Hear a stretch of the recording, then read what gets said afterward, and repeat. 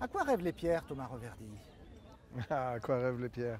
Ce que j'ai trouvé fascinant, hors la beauté du site, c'est l'évidence qu'en descendant, on remonte le temps. Et que très vite, on est à une époque où il n'y avait pas d'homme.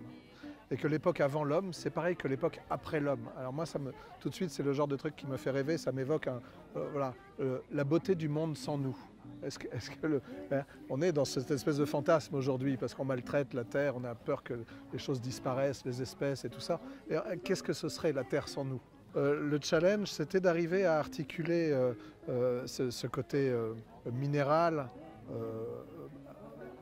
beau mais froid, un peu inquiétant, et effectivement, qui est inquiétant aussi parce qu'il est avant l'homme, de l'articuler avec les photos de Doisneau, qui elles sont tout le contraire.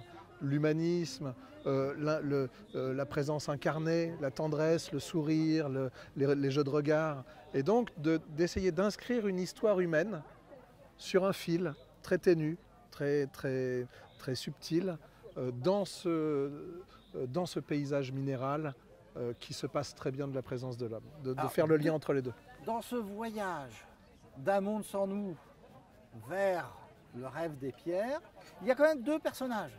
L'un est un personnage de fiction, Axel, le héros du Voyage au centre de la Terre de Jules Verne, il s'impose un peu de lui-même, et l'autre c'est la Maria. Bon, je suis revenu sur une histoire personnelle, une histoire de famille, quoi. C'est quelque chose que j'avais évoqué dans mes premiers romans, mais depuis, moi j'ai toujours écrit de la fiction, des romans, je ne suis pas du tout dans ce travail de l'autofiction ou de l'autobiographie et tout ça. Mais là, quand même, ça faisait du sens parce que je l'ai connue, cette Maria. C'était mon arrière-grand-mère. Et elle est née au 19e siècle. Parce que rien que de dire ça aujourd'hui, au 21e siècle, c'est étonnant comme phrase. J'ai connu quelqu'un qui était né au 19e siècle dans ma famille. Et elle est née à peu près au moment où Édouard Alfred Martel découvre Padirac.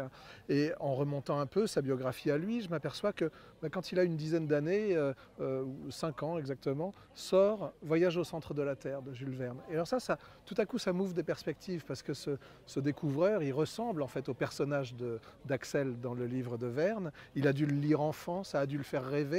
Et j'ai tout à coup, ce que moi j'aime, j'ai un personnage de fiction, celui de Jules Verne, qui permet de faire le pont entre toutes ces générations, entre tout ce qu'a photographié Doisneau, cette espèce de nostalgie qui est toujours déjà là.